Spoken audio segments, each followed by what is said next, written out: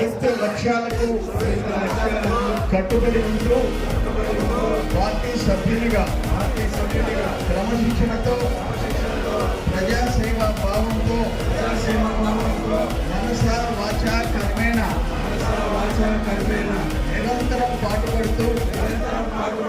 నిస్వార్థ ప్రతిష్టను ప్రతిపత్తిని పరిరక్షించేందుకు ఎల్లప్పుడూ కృషి చేస్తూ